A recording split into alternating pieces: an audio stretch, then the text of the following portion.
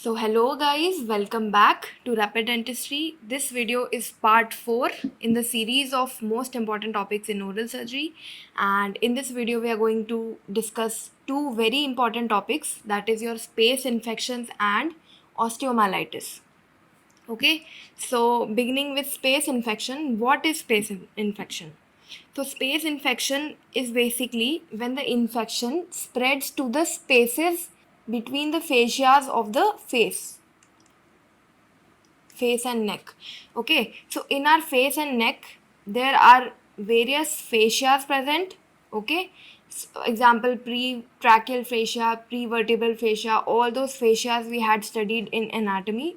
So in between those fascias where normally your loose connective tissue is present, loose connective tissue is normally present there, but when these potential spaces, so normally there is no space. Okay, space is created when the infection spreads between the fascia. All right, then the space is created. Okay, that is known as space infection, and it is a very serious condition. Why? Because these spaces, the infection from these spaces can rapidly spread to the other spaces, causing airway obstruction, causing cavernous sinus thrombosis, and other infection to the vital structures. All right, so a very serious condition, an emergency condition known as space infection. All right. So most common organism causing space infection is your alpha hemolytic streptococci, which is your strep viridans. So strep viridans is most commonly causing space infection. Apart from this, certain anaerobic gram-negative organisms are also responsible to cause space infections. Now, three stages causing space infection are your first stage is inoculation, which later on leads to cellulitis, which later on leads to abscess formation.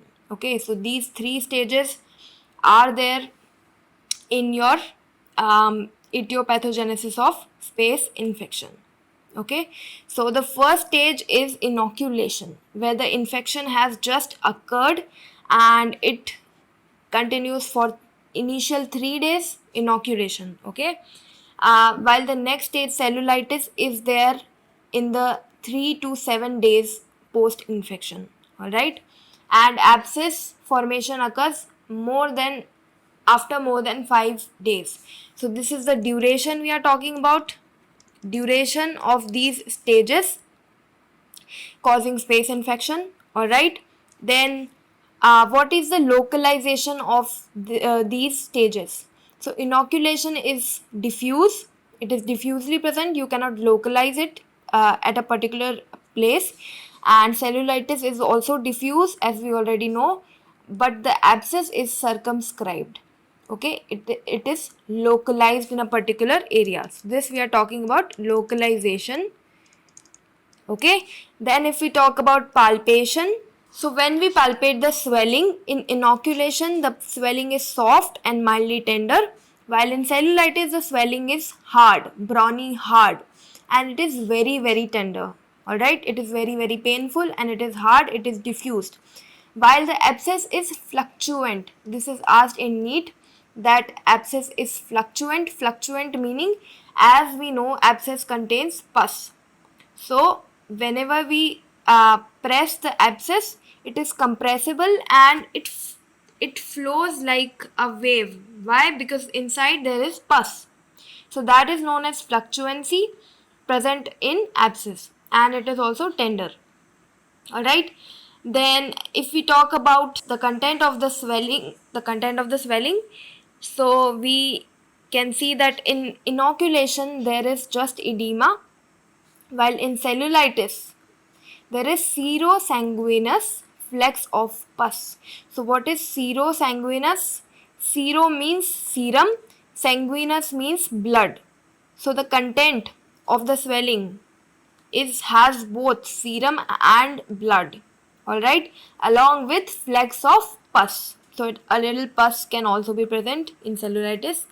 And then we have abscess, where all we have is pus. Okay, Then in inoculation, the bacteria most commonly present is aerobic in nature. Alright, they require oxygen. While in cellulitis, we have mixed category, aerobic as well as anaerobic. While in abscess, we have mostly anaerobic bacteria because it is a later stage where anaerobic bacteria forms colonies inside your abscess. Then, if we talk about the temperature of these swellings, we can see that in inoculation the swelling is slightly hot, while cellulitis has a very hot kind of a swelling, while abscess is moderately hot. Okay, and if we talk about severity, so cellulitis is the most severe form actually, because abscess is kind of localized, it is kind of contained in a particular area, while cellulitis is diffuse. Okay, it can rapidly spread and involve multiple adjacent areas, so it is considered most severe, right? As because it can potentially cause airway problems and all of that. All right, so this is about the 3 stages leading to space infections. Then talking about the various space infections. First, talking about the buccal space infection. As you can see in this image, this space is the buccal space. This space here is the buccal space. All right. Now, medial to buccal space, you can visualize this muscle known as buccinator muscle. So we have to know the boundaries of these space. Okay, certain times these questions are asked about the boundaries. So we must know that medial to buccal space has a buccinator muscle. All right, and laterally we have skin. Okay, and then posteriorly we have pterygomandibular raphe and all of that. So in front we have platysma muscle. So that is the buccal space, and this figure also shows the palatal space. This is the palatal space. All right, as you can visualize, this is tongue, this is lateral area, and this is superior portion involving the palatal spaces. So this is palatal space. We can also see the buccal space infection in the clinical image of a patient. As you can see that here there is fistula formation, for draining the pus, and as you can see that this swelling is involving the buccal space. All right, now the second space infection we have to know, very important, is pterygomandibular space. You have to know the boundaries of this space, and this image has been asked uh, again and again in one way or the other. All right, so this image we have to know. Even in NEET 2025, this was asked, the boundaries of pterygomandibular space. All right, so we know that medially, medial pterygoid muscle is present, posteriorly parotid gland is present, and laterally we have ramus of the mandible. All right, so 4 options was given, all are the boundary of pterygomandibular space except, and 3 options were given, medial pterygoid, parotid, then this ramus of mandible, and one other option was carotid sheath. So of course the answer is carotid sheath. So very important, this image is even important for in prosto also. So just look at this carefully, and the needle is giving LA in pterygomandibular space. So the most common space infection from your IANB, that is inferior alveolar nerve block, is the pterygomandibular space. Again a question asked in NEET. So IANB causes which space infection? Pterygomandibular space infection.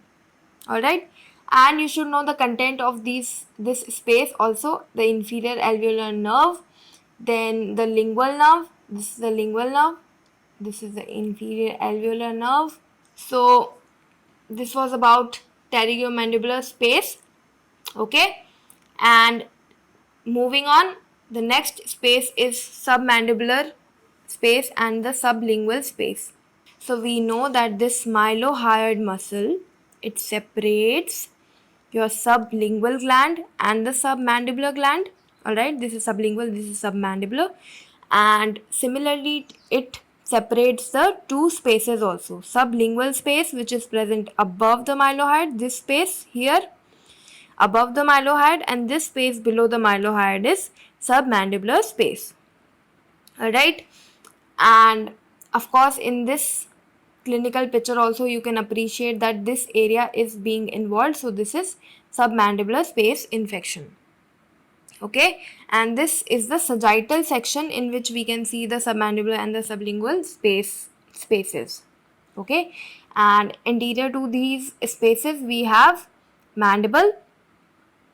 Okay, and superior to submandibular space is mylohyoid.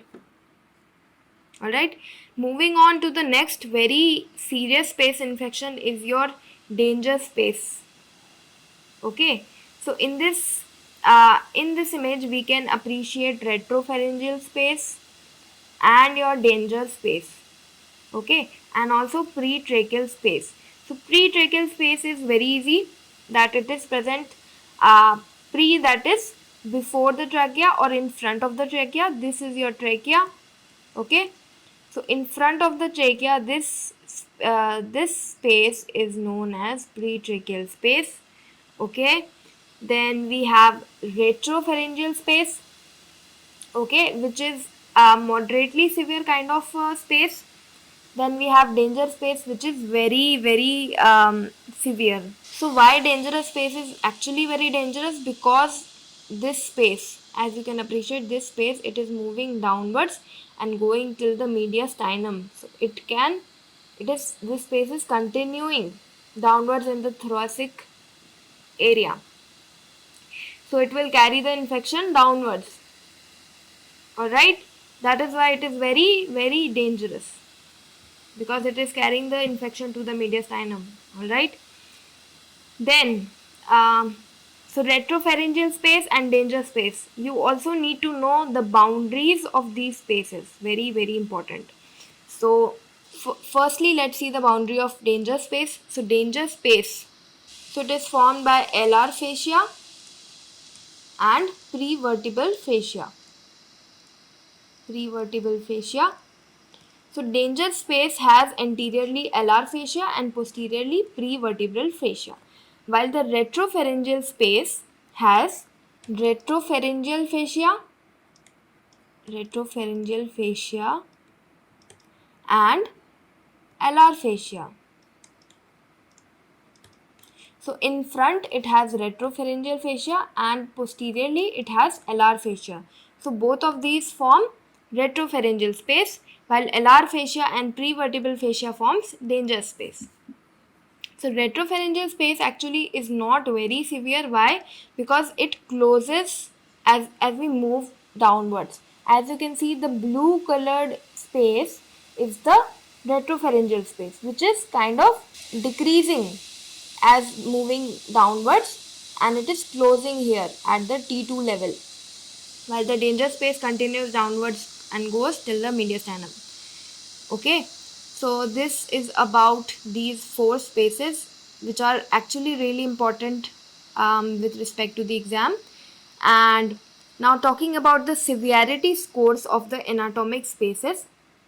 So we know that some space infections are more severe. They are causing extreme risks to the airway, to the vital structures, and some spaces are causing low risk. So they have divided these various spaces into 4 scoring systems: 1, 2, 3 and 4. Extreme high risk has given score 4, while the low risk is 1, moderate risk is 2, and high risk is 3. So this is actually very easy to remember. Let's start with the extreme risk one. So extreme risk, I have told you, danger space. Danger space moving towards mediastinum, so of course mediastinum, and brain. Intracranially, if the infection goes, then of course it is extremely risky. So these 3 are of course at extreme risk. So easy to remember this one. Okay. Now the score 3, that is the high risk one. So it involves something of the neck, pharynx, and the trachea related to neck area. All right, neck area of course can cause airway problems, so it is at high risk. Lateral pharyngeal is of course lateral to the pharynx. Retropharyngeal means posterior to the pharynx. Pretracheal is of course I have shown you, it is in front of the trachea. So these three spaces are at very high risk. Now moderate risk ones are, again very easy to remember, these three spaces which we know are involved in Ludwig's angina: submandibular space, submental space, sublingual space. And then we have masticatory spaces. So we know what are masticatory muscles, right? Your temporalis, lateral pterygoid, medial pterygoid, and the masseter. So all these muscles are also involved in these spaces. Pterygoid muscles, so pterygomandibular space. Masseter, so submasseteric space present below the masseter. Then temporalis muscle, so superficial temporal space and the deep temporal space. Superficial temporal present superficially to the temporalis muscle, and deep temporal is present deep to the temporalis muscle. As the name suggests, same is the location. Okay. Now the low risk ones are of course the buccal space, infraorbital space, subperiosteal space, vestibular space. All the spaces left are at low risk. Okay. Now very important, infraorbital space. It seems like it is, it is risky. It is at high risk or moderate risk, but it is not. It is actually at low risk.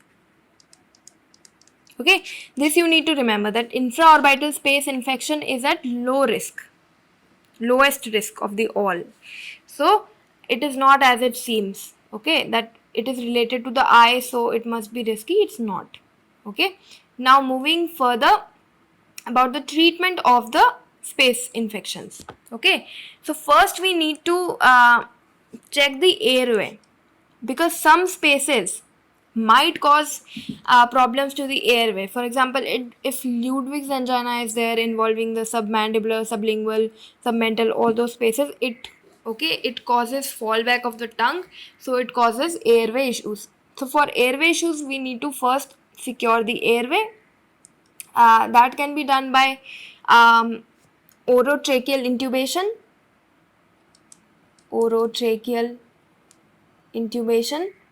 So if possible, we have to give orotracheal intubation, and if not possible, we have to give tracheostomy. We have to do tracheostomy.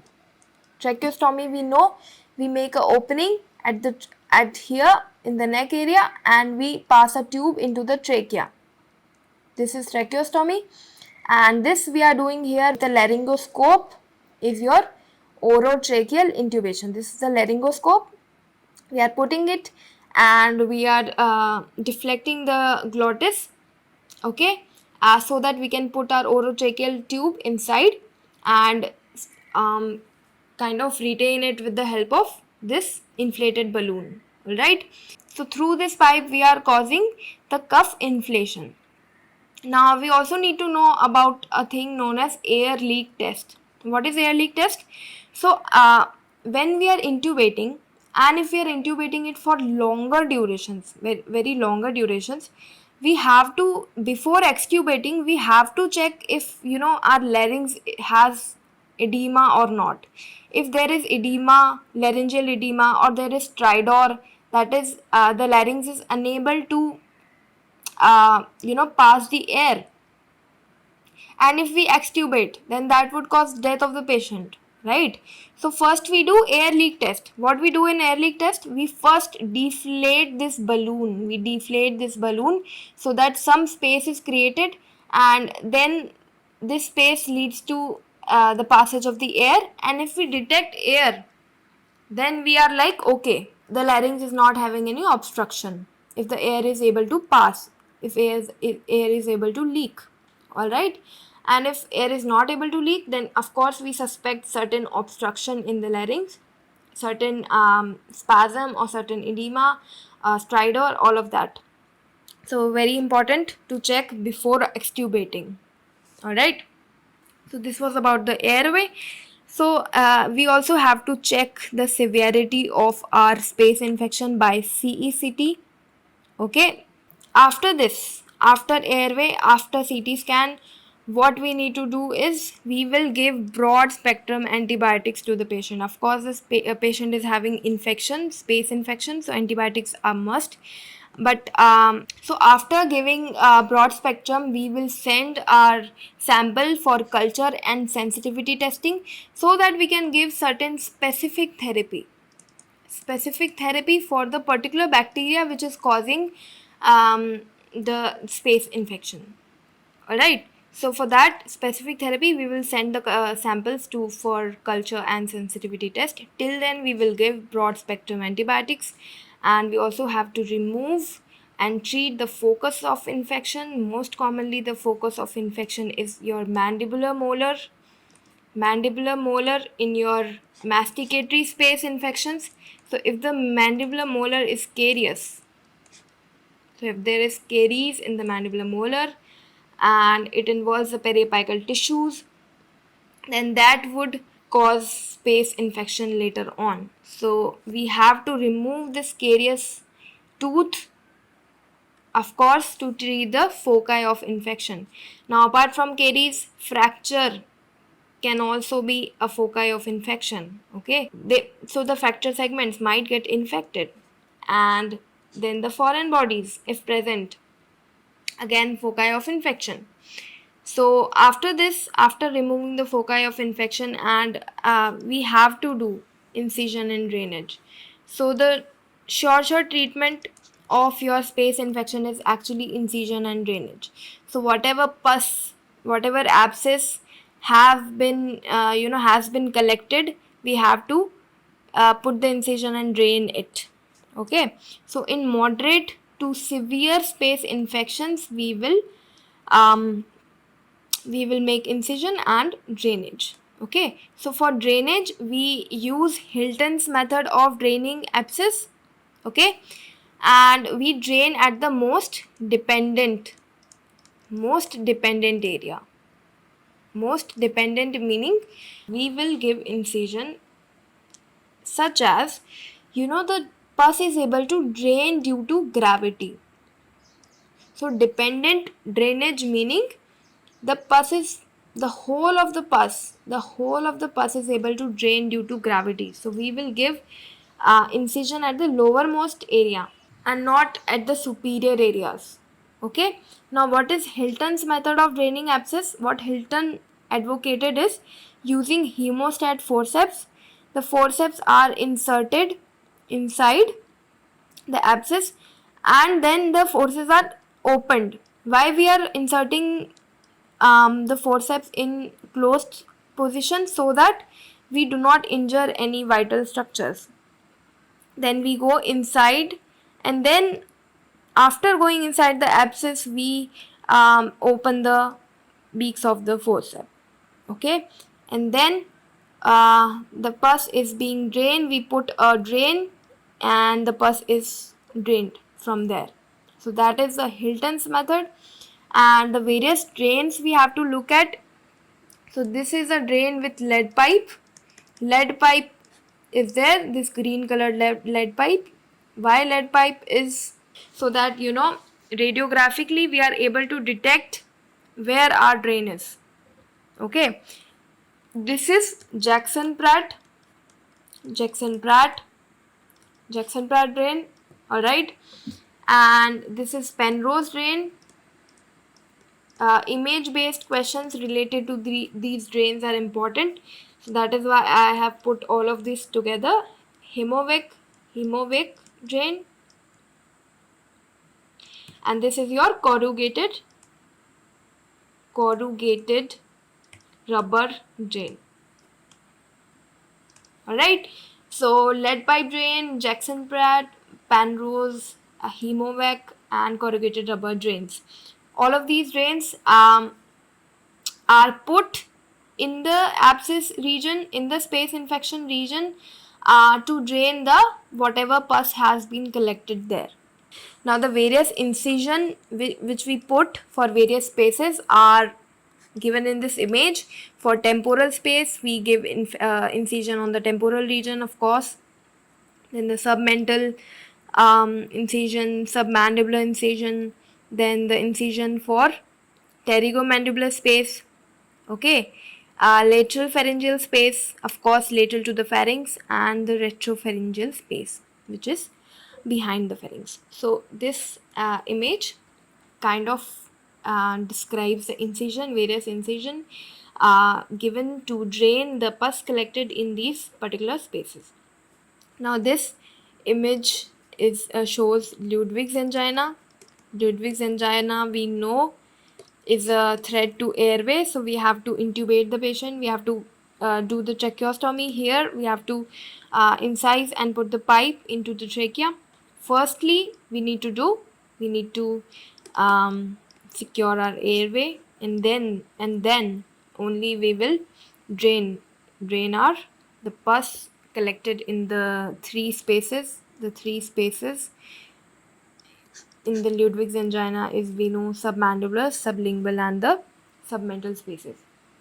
This image is showing your infraorbital space infection.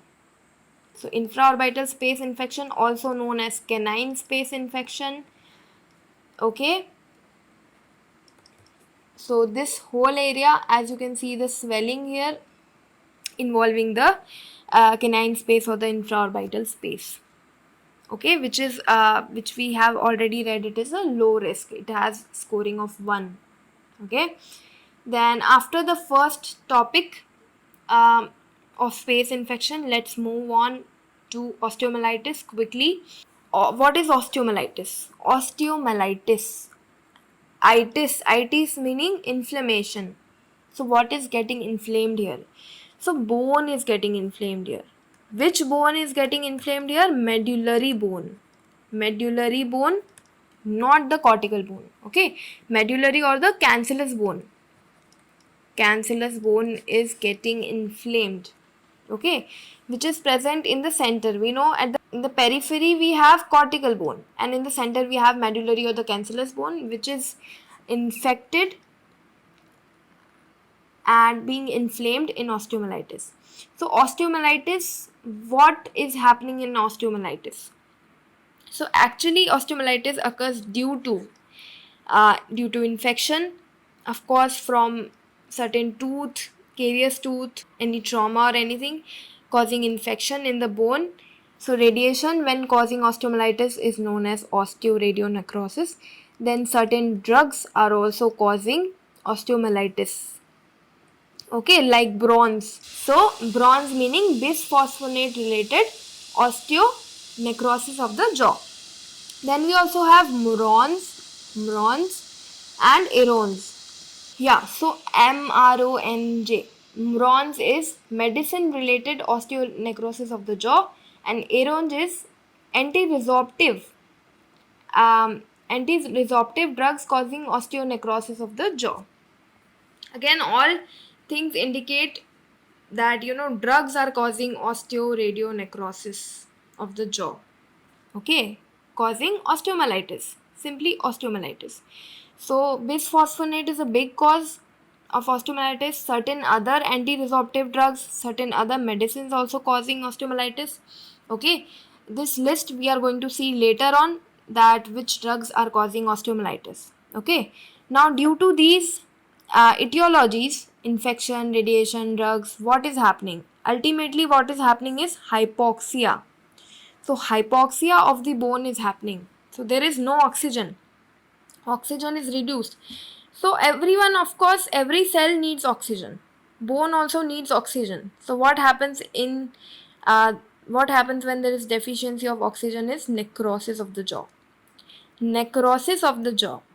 So necrosed bone is known as involucrum. Involucrum is nothing but the necrosed bone, which is due to hypoxia. So all of this, infection, radiation, drugs, all of this are ultimately causing what? Hypoxia, okay.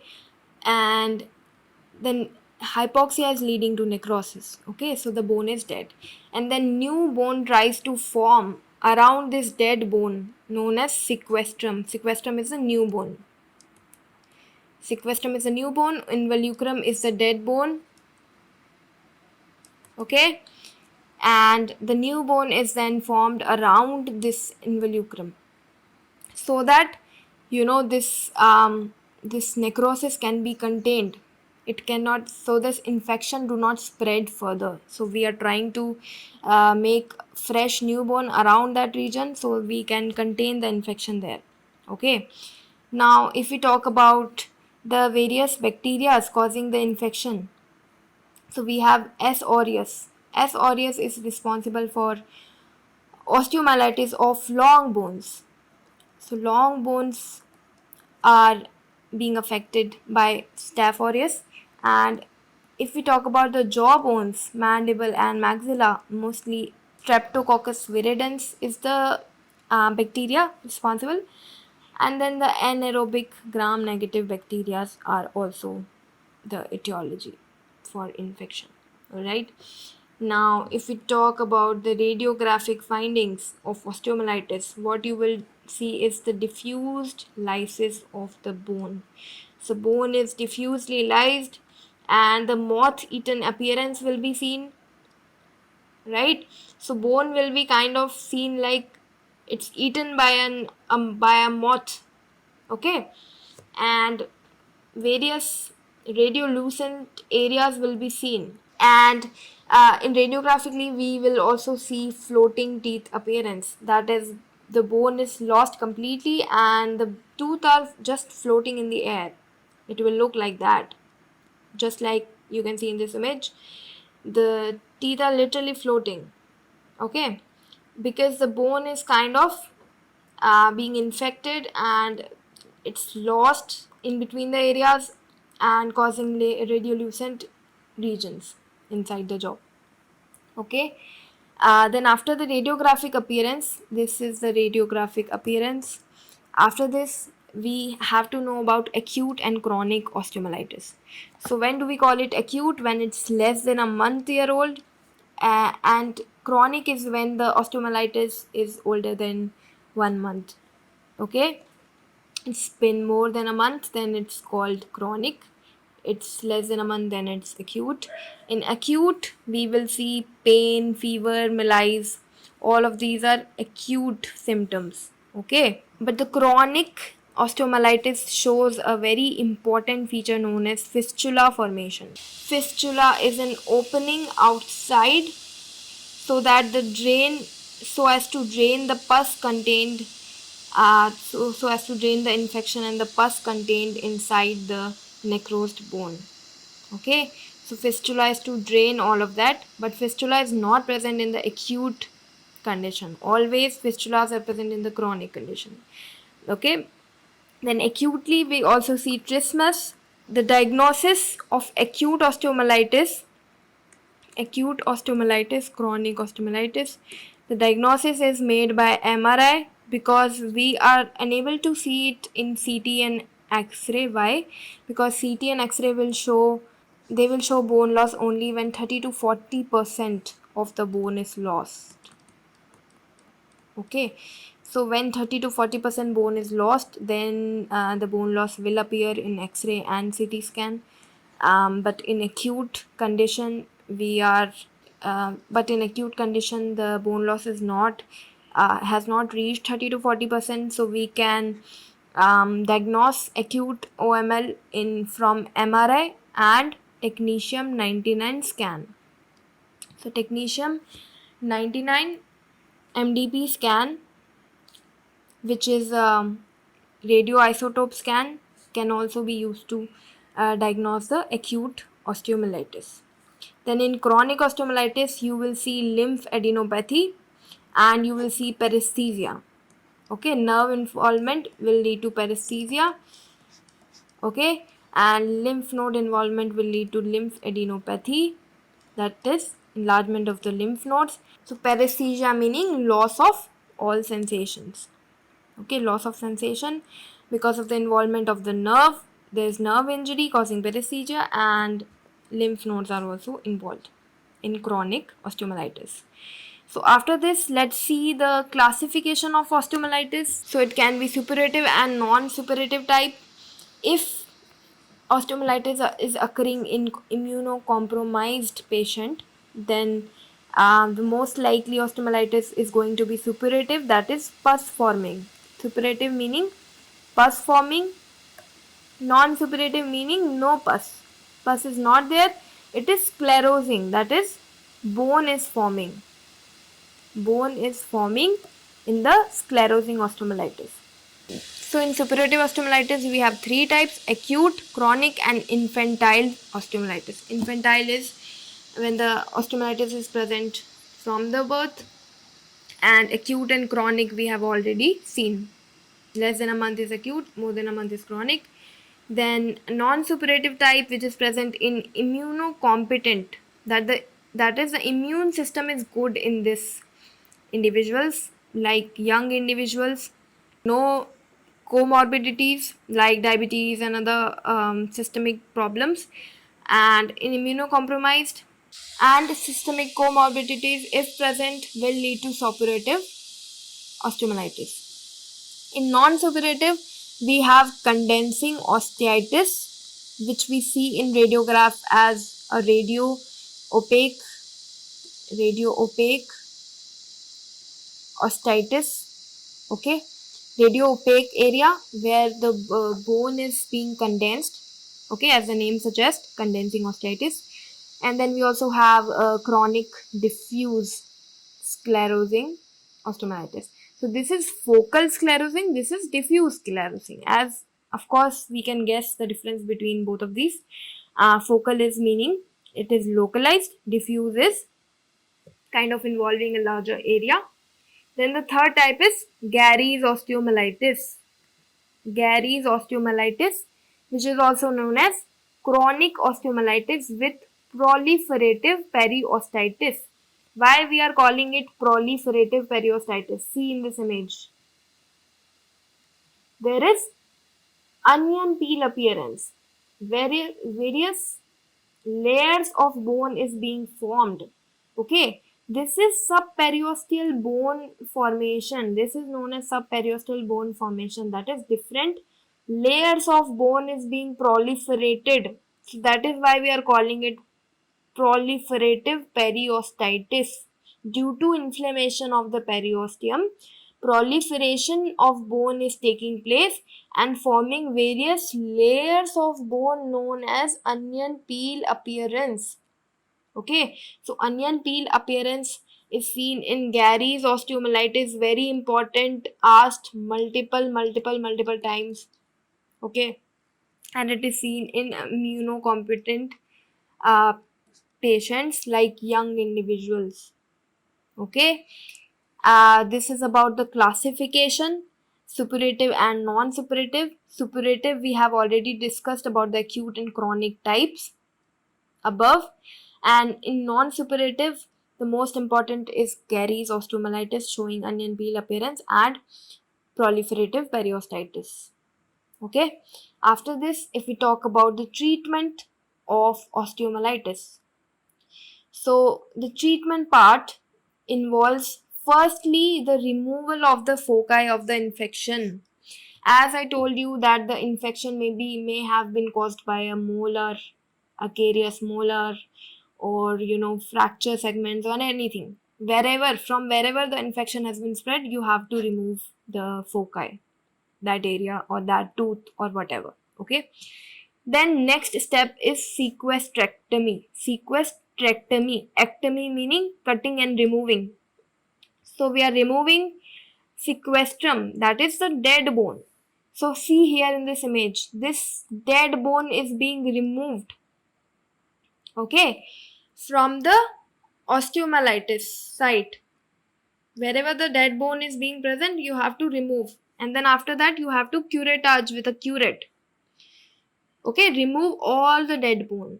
Remove all the dead bone. That is known as sequestrectomy. Okay, then after that, after sequestrectomy, what we will do? We will make the tissues, we will make the area favorable for further bone growth and the tissue attachment. For fresh tissue attachment, we have to make the area favorable. For that, what we will do? We will do saucerization or we will do decortication. So what is saucerization? as the name suggests, saucer shaped. Saucer shaped. See here, this is a carious tooth. This area is, necrosed. Okay, so we will make a saucer shaped incision. So we will remove the bone in a saucer shaped fashion. Why? Because so that soft tissues can be easily adapted over this resected bone. Okay, for that we are doing the saucerization. Then the next procedure known as decortication, that is removing of the cortex. But we are not removing both the cortex. This is buccal cortex, this is lingual cortex. We are not removing both the cortex, we are removing only the cortex which is infected. For example, the buccal cortex is infected, so we have only removed the buccal cortex. Lingual cortex is intact with the tooth, and if the tooth is also infected, then we remove the tooth also, and only lingual cortex is remaining. Only one of the cortex is remaining, so that is known as decortication, removal of one of the cortex along with tooth or without tooth. All right, and the important thing about saucerization is that it avoids dead space. So why we are making this saucer like shape? So that we do not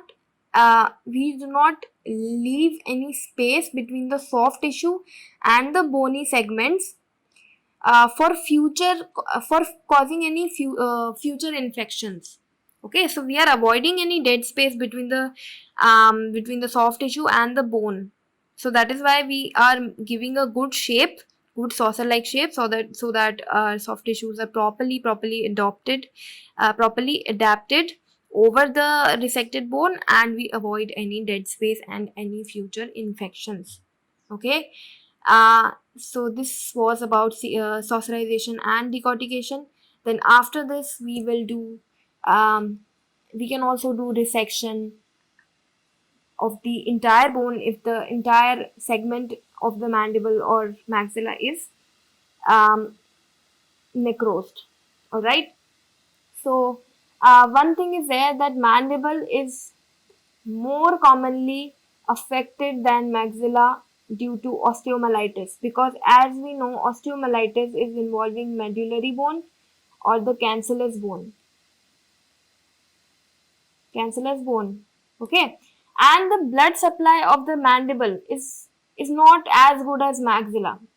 The blood supply of mandible is provided by your inferior alveolar nerve and certain periosteal vessels. Only that is the blood supply of the mandible.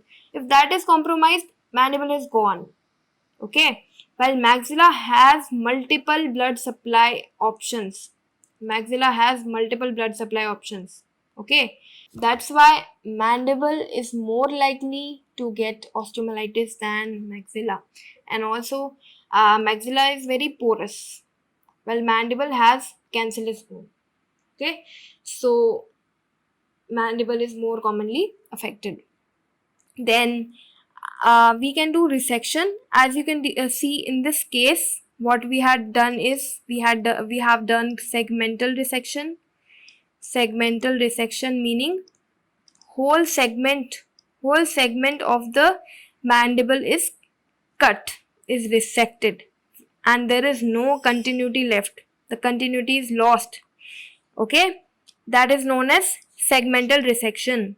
If the continuity is not lost, then we call it en bloc resection. Okay, but here the whole continuity is lost, and then we have put recon plate providing rigid fixation with bicortical screws we put. Okay, and this is a clinical case showing the resection and the reconstruction. Now after all this, we put a vacuum drainage tube, okay, which creates a closed suction. Why we are creating a negative suction here? So that we are promoting angiogenesis. So our main problem in osteomyelitis is hypoxia. So by doing vacuum suction, first thing is we are draining any pus collected there. Along with that, we are promoting angiogenesis, that is new blood vessels formation, okay, by negative pressure suction, or known as closed suction irrigation system. This system is being used in treatment of osteomyelitis so that we promote um, angiogenesis and we treat hypoxia. Okay, and for supportive management, we give certain drugs known as pentoxifylline and vitamin E, that is your alpha tocopherol. Okay, so pentoxifylline also promotes angiogenesis, new blood vessel formation, so it deals with hypoxia, it prevents hypoxia. Okay, and your vitamin E is also used as a supportive management in osteomyelitis. All right. Now, another very important thing to in the treatment, in the supportive treatment of osteomyelitis, is your HBO therapy. HBO therapy is also meant to provide 100% oxygen so that we are treating hypoxia. So whatever necrosed bone is there, we want to provide more and more oxygen to that area. For that, we are giving HBO therapy, that is hyperbaric oxygen therapy. Hyperbaric. Hyperbaric means, baric means pressure, hyper means more. So we are giving oxygen at more pressure. Hypobaric oxygen therapy. Okay, so normally 1 atmosphere pressure is there. Here we will give 2.2 atmospheric pressure and we will give 100% oxygen. Normally we are getting 21% oxygen. Here we are getting 100% oxygen. Why? Because we want to treat whatever necrosis has happened due to hypoxia in our osteoradionecrosis. We want to treat that. Alright. So we will give this for 1.5 hours, that is 90 minutes. That will be known as one dive. Why we are calling it a dive? Because it's like scuba diving, where you dive deep and there is a high pressure, high atmospheric pressure there. All right. So that is why it's like scuba diving. So it's been called one dive. Okay, and you have to give 30 such dives actually before any surgical treatment, before any surgical, whatever we had studied about decortication and then sequestrectomy, before all of that, you have to try HBO therapy. In this flow chart, you can see Mark's protocol. Mark's protocol was given by Marx for the treatment of osteomyelitis or osteoradionecrosis caused by radiation. Okay, so it has stage 1 and stage 2. Okay, stage 1 is simply the bone is exposed, the wound is non-healing, normal. Okay, but in stage 2, if it is complicated, okay, if osteoradionecrosis is present, if there is fistula present, if there is pathological fracture also present, see, all these complications if are present, that will be known as stage 2. Okay, directly stage 2, where you have to go for reconstruction therapy. Okay, while stage 1 we will try HBO therapy. HBO therapy is not useful in stage 2. So in stage 1, where the bone is exposed and the wound is not healing, we will give HBO therapy. We will give 30 dives at least. Okay, and then we will examine our wound for the improvement. If there is improvement seen, very good. No improvement seen, oh my god, let's see what we will do next. Okay, so if the patient has a good luck and improvement is there, then what we will do, we will firstly, how we will see that whether there is improvement. Okay, so what we will see is there will be softening of the wound and sequestra formation. So if there is softening of the wound, then we will call it is improving. Then we can say it is improving. While if there is continued bone exposure and inflammation, if the inflammation is continuing and the bone exposure is continuing, then of course we can say there is no improvement. Okay, and if we can see that there is improvement, then we will give more more 10 dives, because we can see there is improvement with the hyperbaric oxygen. So we will give 10 more dives of hyperbaric oxygen. And if healing is seen, well and good. If there is no response, we will go for surgical debridement.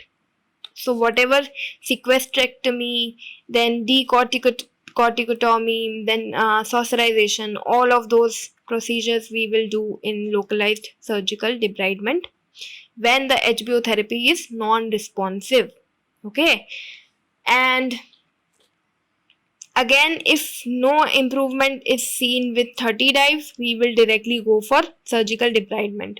If there is improvement seen, we will give 10 dives of HBO. Okay. So ultimately, if HBO is not working, we will go for surgical debridement. If with surgical debridement healing is seen, we will again give 10 dives of HBO. Okay. And if healing is still not seen, the wound is gone now, we will do resection and reconstruction, because we cannot do anything about it now. The bone is gone. We have tried everything. We have given HBO therapy. We have done the surgical debridement also. Still, wound is undergoing dehiscence. It is going, it is getting necrosed. Then the only option we are left with is resection and reconstruction. All right. So this was about the very important topic known as osteomyelitis. We have seen about the treatment, the Marks protocol, the HBO therapy, and about the negative suction draining, the various surgical approaches of treating osteomyelitis, the classification of osteomyelitis, causes, the etiopathogenesis, and all of that.